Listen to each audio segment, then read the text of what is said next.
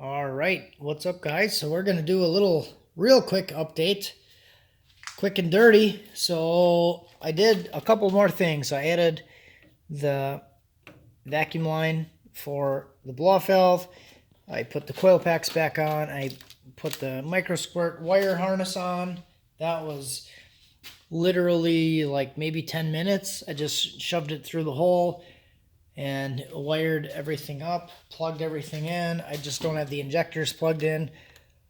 Hunter from Hunter Tune YouTube channel, he is borrowing my Snake Eater 210s right now for his Mustang because he had a bad injector. One was stuck open, so I let him borrow those. He has them right now. I'm probably going to get them back from him tomorrow. I also ran the steam vent line down to here, 1/8 inch NPT to barb, and then I just did a little line over to the steam vent. So that stuff is pretty much all good. I do have to do like a vacuum reference there. That's not like super crazy right now. I did get the oil. I got a whole bunch of oil and grommets and electrical stuff. And let's go over to the backside. We'll look at what we got going on back here. So fuel cell, everything is done mounted. That was old news, just working on the wiring. I'm using this 80 amp Stinger relay for the fuel pump.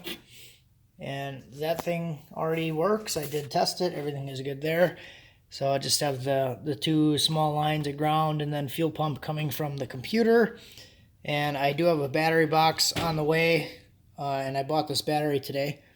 So it's going to be power for the Microsquirt. And this is just the fuel pump line coming back from the Microsquirt. And this is just a ground. So that's going to be a ground. I'm running 8 gauge wire to the fuel pump. And this is going to be a crappy shot because it's all going to be one clip. But I got the 8 gauge lines going there to the fuel pump. And if you guys haven't seen this, all the AN lines going forward. We'll go back up on top. And I'll go into the car and show what we got here. So here is the Microsquirt. I just gotta stuff this little grommet in there, and the grommet actually does fit.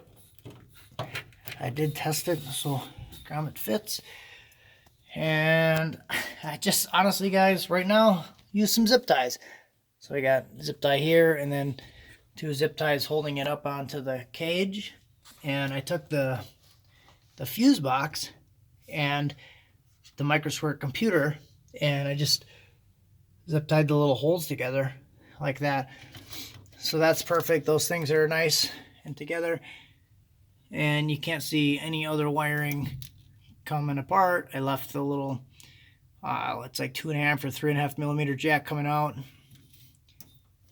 The IAC is sticking out there.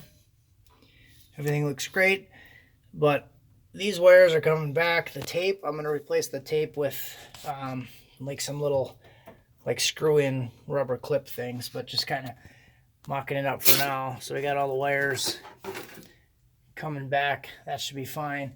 This is going to be the switched 12 volt for the computer, and then I'm going to put a little switch box thing right in this area, and I have a pretty cool idea for that. That's going to be exciting, so stick around for that. It's going to be like a little switch panel and some gauges and stuff, so that should be pretty cool. But really, guys, this thing is pretty much done being installed already, so just have to hook the power up to the battery, which we already ran back, and just got to touch them on there and switch 12 volt and hook it up, make sure the tune is loaded, and it should be able to run after I get a power wire to the starter so I can start it.